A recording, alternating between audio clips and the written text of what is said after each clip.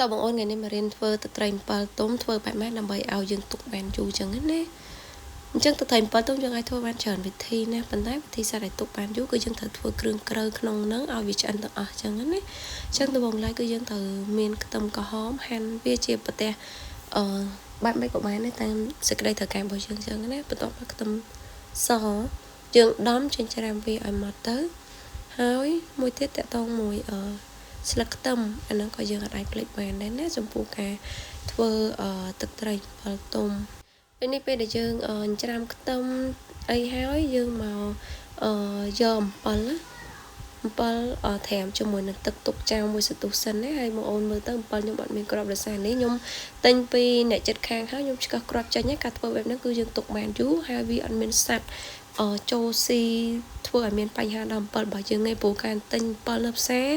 វាអត់សុវត្ថិភាពសោះសម្រាប់យើងអញ្ចឹងណាអញ្ចឹងពេលដែលត្រាំអំពិលត្រាំអីហើយខ្លាញ់យើងចាក់ឲ្យក្តៅដាក់ខ្ទះសិនចាំយើងដាក់ខ្ទឹម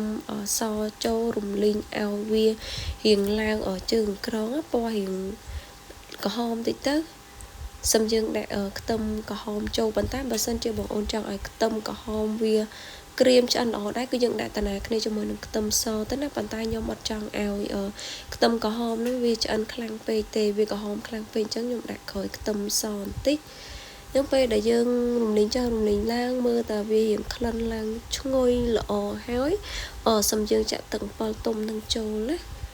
អញ្ចឹងយើងចាក់ទឹកចូលយើងមើលប្រមាណទឹកជាក់ស្ដែងទៅតាមអំពិលរបស់យើងព្រោះបើសិនជាយើងធ្វើជូរពេកក៏អត់សូវឆ្ងាញ់តែបើយើងស្ទើរជូរពេកក៏វាអត់សូវឆ្ងាញ់ចំពោះទឹកអំពិលទុំហ្នឹងណា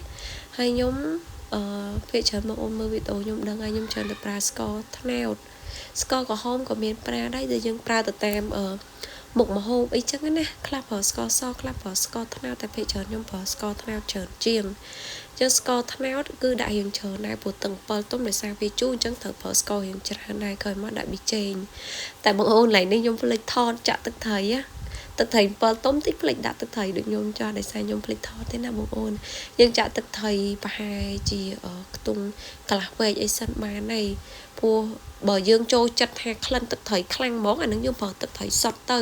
តែបើថាយើងអត់សូវចូលចិត្តទឹកត្រីដិតខ្លាំងស្អុយទឹកត្រីទេយើងប្រើទឹកត្រីមកល្មមហើយបើវាស្ទើរប្រៃយើងអាចថែមមួយអំបិលថែមអានឹងក៏ឆ្ងាញ់ដែរធ្វើបែបហ្នឹងតួឯចុងក្រោយគេគឺស្លឹកខ្ទឹមអានេះភ្លេចអត់បានមកចំពោះការធ្វើទឹកត្រី